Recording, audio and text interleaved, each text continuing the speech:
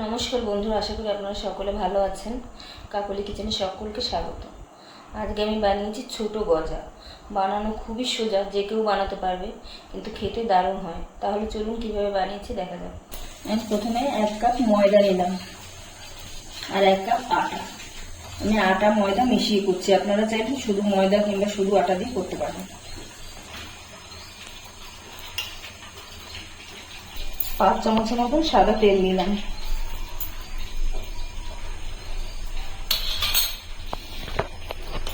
তেলটা একটু বেশি করে দিতে হবে, ময়ানটা একটু বেশি তেল দিয়ে দিতে হবে। এখন ভালো করে মিশিয়ে নেব।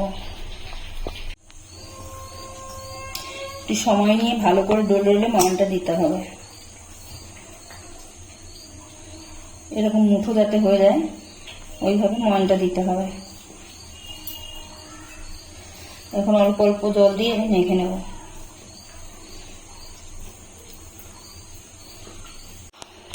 খুব ঠেসে ঠেসে মাখতে হবে না, রুটি পরোটা যেমন খাই, মানে রুটি পরোটার আটা যেরকম মাখি ঠেসে ঠেসে, ঠেসে ঠেসে মাখতে হবে না, এরকম এক জায়গায় জড়ো করে নিতে হবে পুরো আটাটা। এখন আমি ঠেসে ঠেসে মাখিনি। এখন আমি 5 মিনিটের জন্য রেস্টে রেখে দিচ্ছি। আটাটা আমি নিয়ে নিয়েছি। এখন উপর দিয়ে হালকা একটু আটা ছড়িয়ে নিচ্ছি। এখন বেলে নেব, মোটা করেই বেলে নিতে হবে।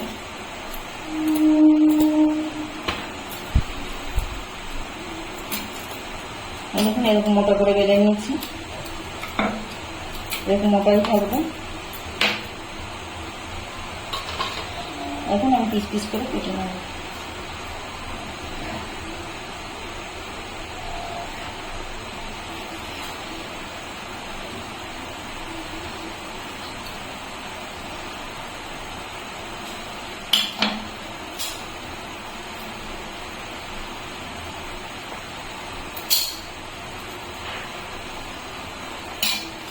এখন ছোট ছোট করে পিস পিস করে নেব।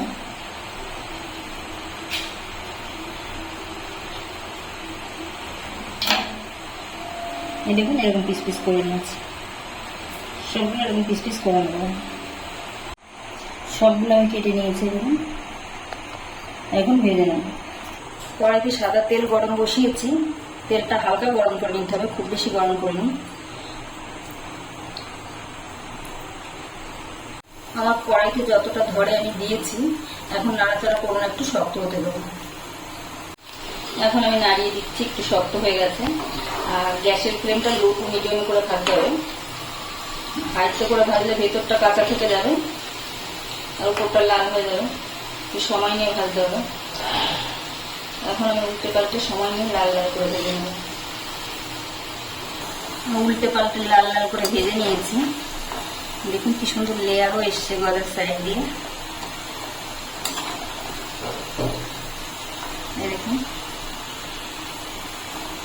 এর আমি তুলে দিয়েছি।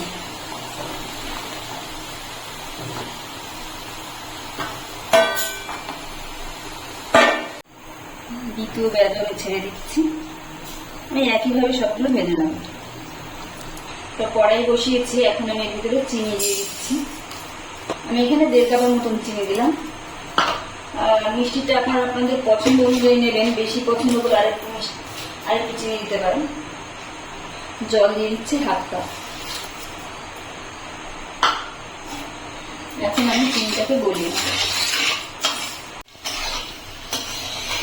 চিনিটা গলে গেছে।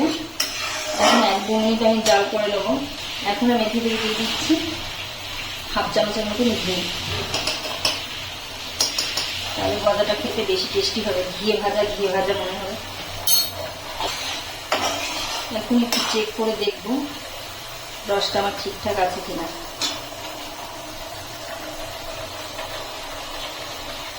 আর একটু হবে, একটার করে নিতে হবে। এবার হয়ে গেছে। এই দেখুন একটা তার হয়ে যাচ্ছে, লম্বা একটা তার হয়ে গেল। এরকম এক তার করে নিতে হবে।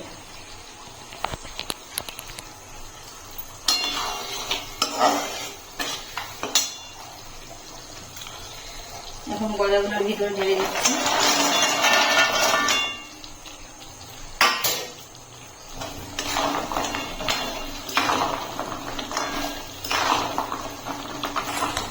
গ্যাসটাকে আমি অফ করে দিচ্ছি। চিনিটা ঠান্ডা হবে আর চিনিগুলো গলার গায়ে কোট হয়ে যাবে আর জমাট বেঁধে যাবে। এখন গ্যাসটা আমি অফ করে দিলাম। অফ করে দিয়ে নাড়াতে হবে। আমি এখন পাখার নিচে চলে এসেছি। পাখার নিচে বসে নাড়াচ্ছি। পুরো চিনিটাই গলার গায়ে লেগে যাবে।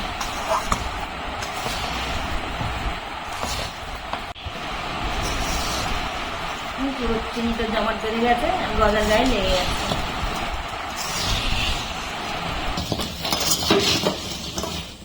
এখন আমি একটা প্লেটে তুলে নিচ্ছি। গজাগুলো আমার রেডি হয়ে গেছে।